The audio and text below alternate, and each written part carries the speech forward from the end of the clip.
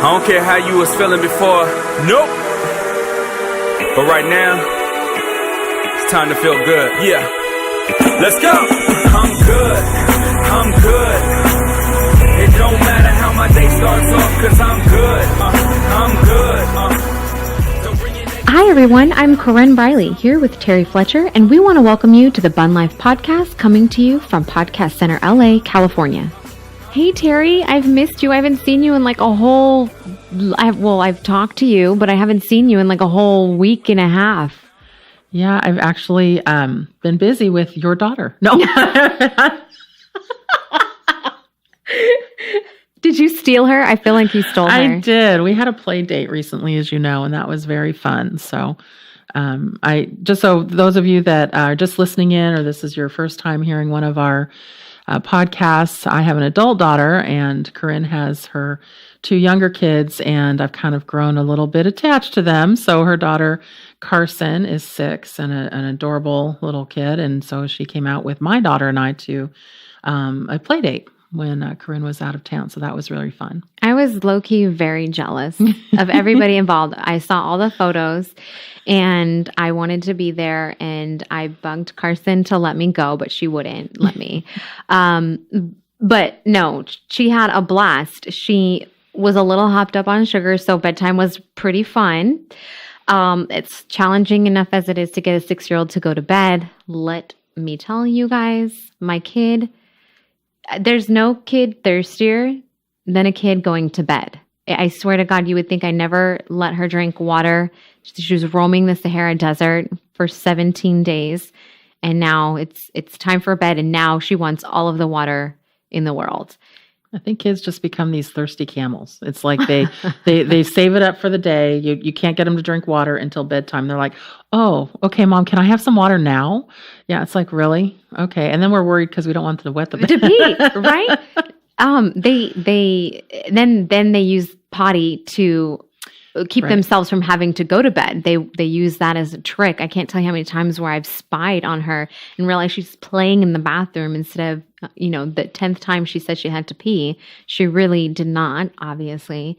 And not to mention, it took 20 minutes to get her into the bed. Not 2 seconds later, she's up to pee and then wants to be retucked back in. And she already had 17 OCD-like tendencies for me to do before bed. She requires her special blanket. That was her baby blanket, but it has to be folded, not just a certain amount of times, but the right way. And apparently, as blessed and honored as I am, I'm the only one who knows how to do it, apparently. Of course.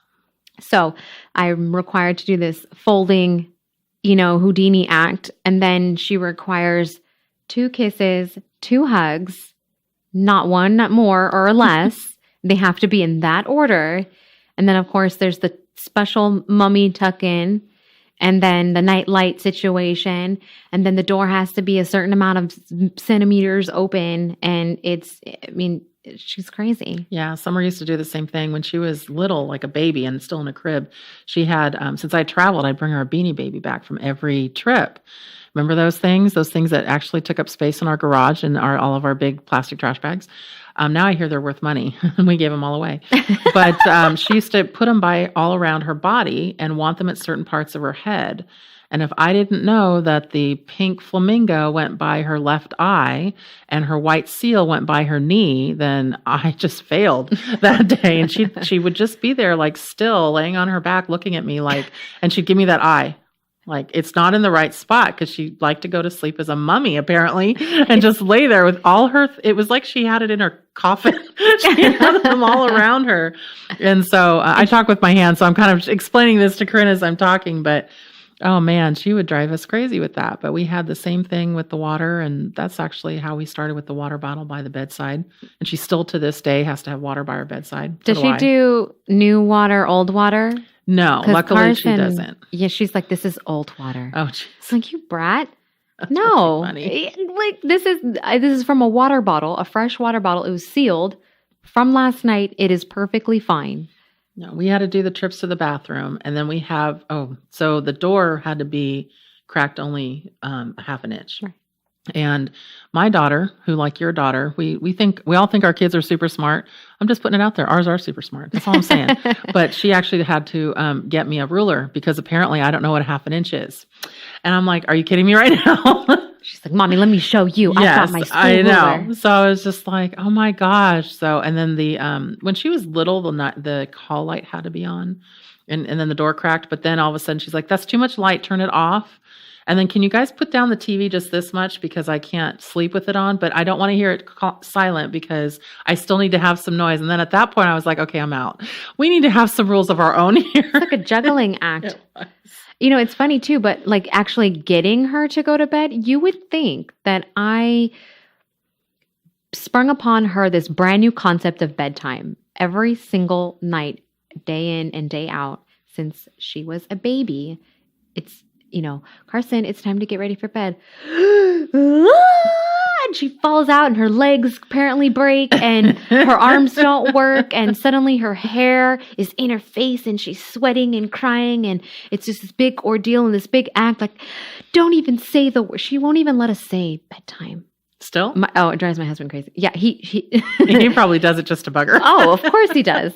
And I just gave up on it. And I was like, Carson, enough with that bitch. She'll be like, oh no, you have to say B for bedtime. And then she'll BD. I'm like, BD, you know, or you can't, you just have to pretend like you have to act it out. This is not charades.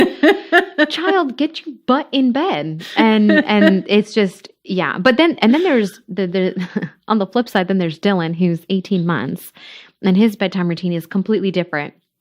We get him, so most of the time my husband's not home and I'm the one putting both of them to bed. Thankfully they have 2 different bedtimes.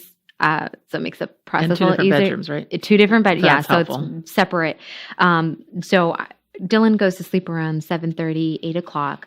And then he has his own room and I let him say goodnight to everything that he likes. So his basketball, he says goodnight to ball, you know, he says goodnight to the vacuum. He likes the vacuum. This is awesome. And the skillets, because he loves the skillets. And then there's a picture that it's kind of narcissistic of him, but it's a picture of him, but he made the frame when at the daycare with his handprints, and he loves to kiss it goodnight.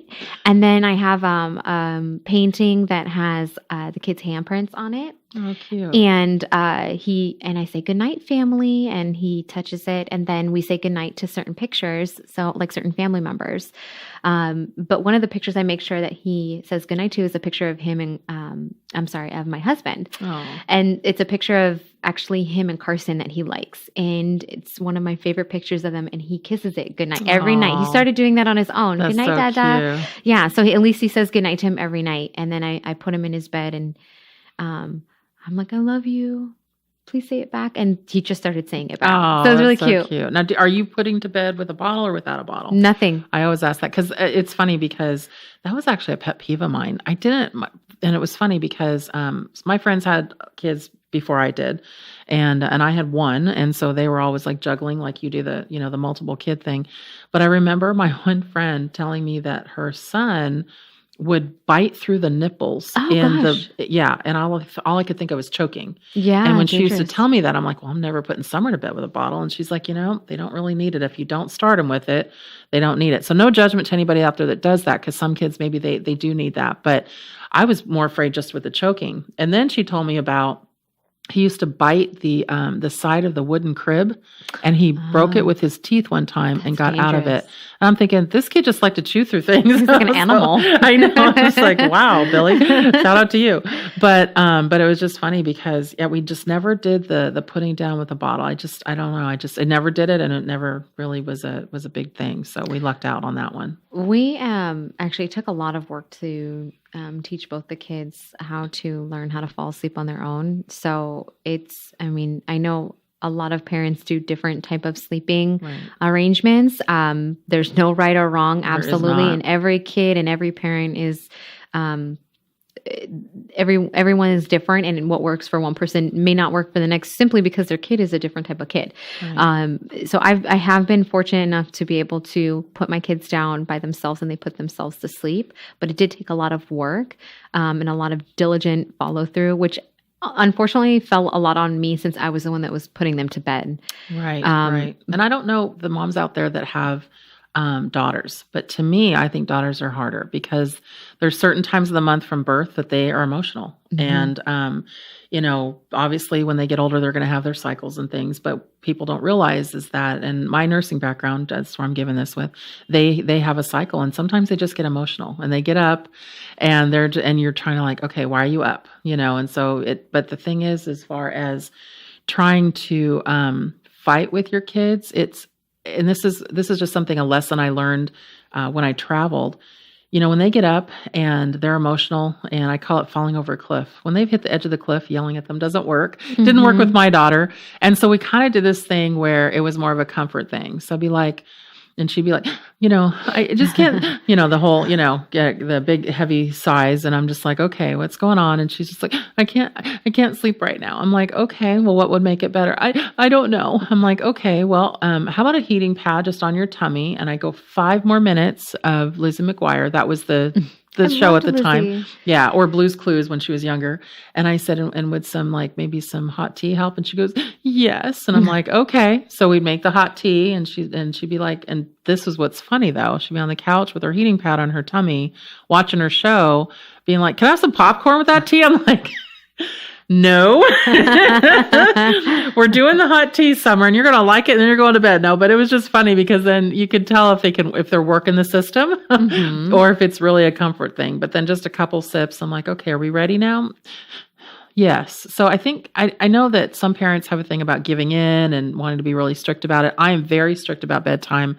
I should say I'm very scheduled about bedtime because I think that they need a certain amount of sleep and they're cranky if they don't get it. So we're cranky if they don't get it.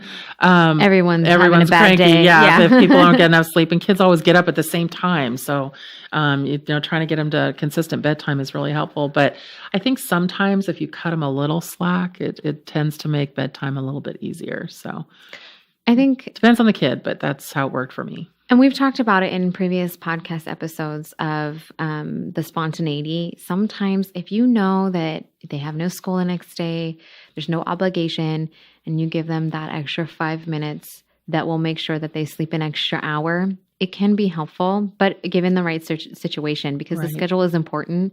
And I know that my kids need their sleep. They are devil children otherwise, and I completely acknowledge it. And, I personally like to drink hot tea after they go to bed. Me too. And I'm a tea fanatic. Anyone who knows me knows I love my tea. I collect mugs because I love tea in my mugs.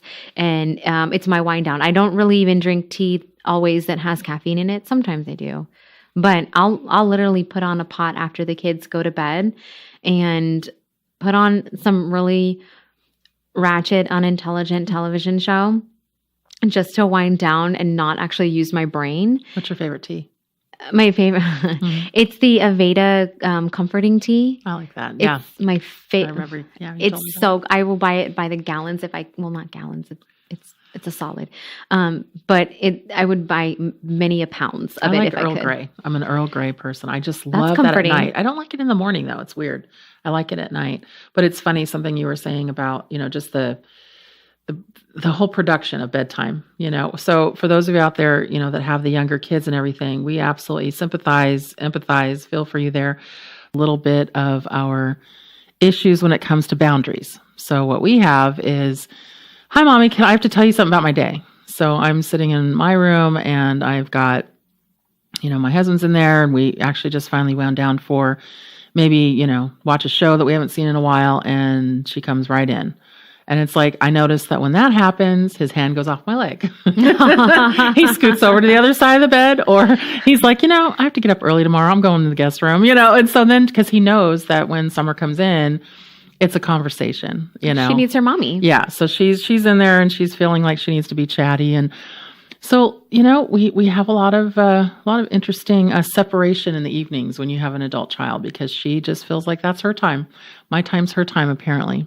And so constant interruptions, and that gets to be interesting. But what I like about nighttime, especially after the kids finally go to bed and everything, is that that's my productive private time. It's just the time when I feel like, working on this podcast, talking to you on the phone, just kind of getting stuff done. we just have kind of our, I don't know, just kind of the time to, like you said, watch a trash show if you want or something. So. And it's funny because most of the time the TV show's on in the background, I'm trying to do other things. That's usually when I try to catch up on my emails. I will work on noise. Yeah. Right, exactly. I'm not a big TV person for super content. I have a few shows that I really like to watch, but I'm more productive.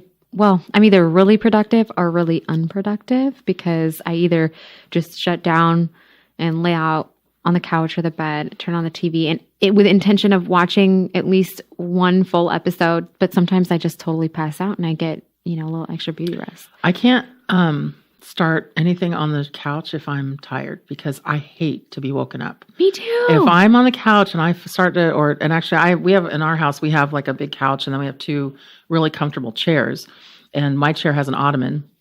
And so I like to put my feet up at night, have my really nice, big, comfortable chair that has like palm trees all over it. Cute. I know. But it's funny because if I feel like I'm about ready to fade and I look over at my husband and I see his, I'm like, okay, I think I'm going to head to bed early, and he's like, cue. yeah, me too. Yeah. So that's our cue because I don't want to be woken up and I get really grouchy. Yeah. No, I hate falling asleep on the couch. I don't get good sleep. Me Even either. if the couch is comfortable and I'm totally comfortable when I fall asleep, I don't get good sleep. Yeah. And I end up doing weird, creepy things like talking in my sleep. And my husband makes fun of me. And it's like, actually, everyone makes fun of me. I'm kind of the notorious person for talking in my sleep in my family.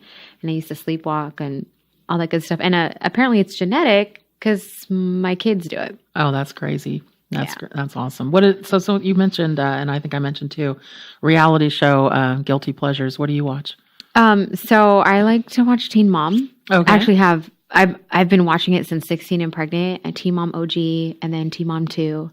Those are my favorite. They started off as 16 and pregnant, and I follow them still on social media. Like I feel very connected to their life. But I know I really, really love watching that show, and it's just cute, mindless television show that is somewhat real, and I can listen to it. Or I could sit down and watch it. It doesn't require a lot of energy. Now, does your husband watch it with you? Not often. Not often. No, he goes, "Oh, Teen Mom's on." But then, but the kicker is, he'll be like, "Oh, did Macy?" and like, and I'll ask a question, and I'm like, "You pay attention."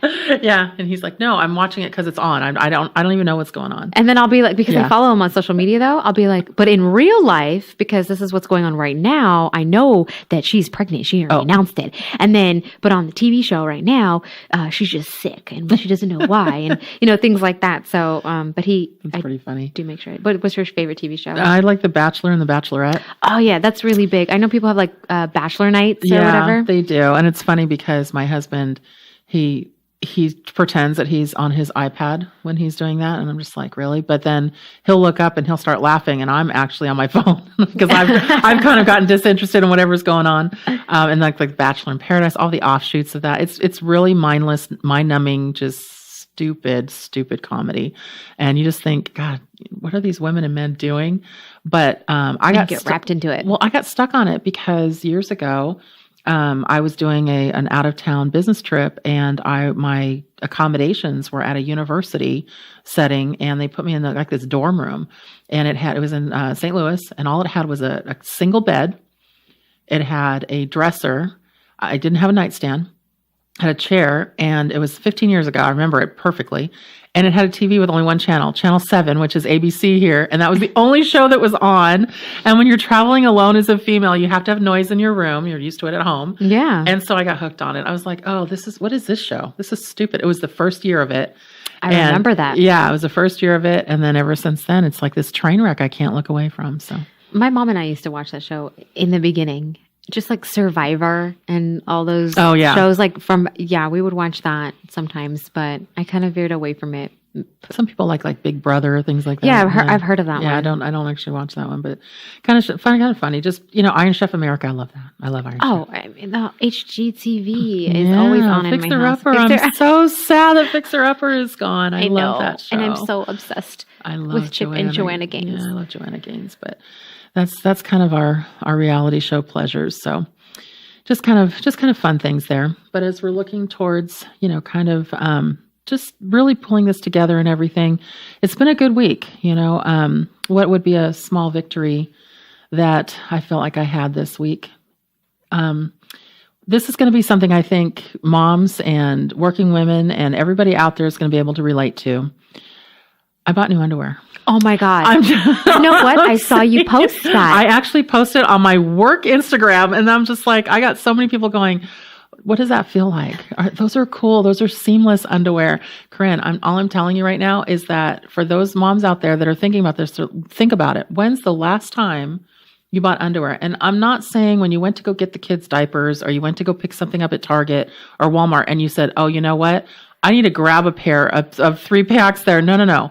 When did you go and actually get yourself some specialty underwear, whether it be Victoria's Secret or wherever? When did you do that? And I talk to moms and women all the time, and we actually have funny conversations about that. And they're like, it's been a while. Yeah. And I personally feel like you can never have enough underwear. So there's always a reason for more underwear. It's also a determining factor of when I do my laundry. But I've said time and time again, nothing makes you feel better than a nice, new, comfy, cute, sexy pair of underwear. And it's for you. It's not, generally speaking, you're not walking around and people are looking at your underwear. No, but it's for you. But it's for you. So I could totally see how that's a super win on your part for trying a new brand. Yes. And then it working out well and makes you feel good. It does. I don't say that my victory for this week was as the same level or the same caliber, although it might be up there. But I really actually had the opportunity to spend one-on-one time with my son for a couple days. His daycare is closed, and my husband and I have split up some time to take care of him while he's not able to go to daycare. And then my mom's actually going to come in next week and cover another week because it's 2 full weeks. But I had the last couple of days home with him, and the first day was a little hectic. He was teething a little bit, but the second day was amazing. It was so great to have one-on-one time, which is the type of time I got to have with Carson when she was that age, that I didn't really get to have with him because I've always had Carson with me since he was born, obviously. So we had quality time together, and I took him to an indoor playground because it's been really hot. He at first was really tentative, and then he was like, Mom, this is the coolest thing ever. And then I couldn't get him to stop moving. And then I took him to an outdoor shopping center, got some lunch, ice cream, and let him play in this splash pad type thing. Nice. And again, he's like, Mom, what is this? And then he loved it, and he got soaked. And then we went home. He helped me do a little chores, and he was just like my right-hand dude that day. And it was good. It was really good to have that time together, not just in the evenings after I pick him up from daycare or on a weekend where I am cleaning, running around, doing all those things. So my small yet large victory for me would absolutely be the quality time I got with Dylan. I love that. I absolutely love it. And, and speaking of that, and we want you to tell us your small victories and get us that information so that we can actually celebrate with you, because sometimes you have a week where trying to find where that small victory is really tough. But one thing I also wanted you to do this week, if you could, for us, and we really were talking about this. I don't know if you like our intro or exit music, but we love it, and it's a song called I'm Good, and we want you to tell us your I'm Good moment of the week. Just when you basically sit back and think, you know what, I'm good. We want you to say it with us, I'm good. We want to hear from you and just really know what that one thing is. One of the things we try to tell our kids, I don't want to know what you don't like, just tell me what you do like today. What is just one positive thing? And so when you have that moment, please let us know. You can find us on our website at thebunlife.com.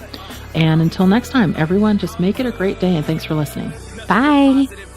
Thank you for listening to the BunLife Podcast. You can find us at www.thebunlife.com. You can email us at thebunlifeofficial@gmail.com. You can also find us on social media platforms, including Instagram and Facebook at The BunLife Official.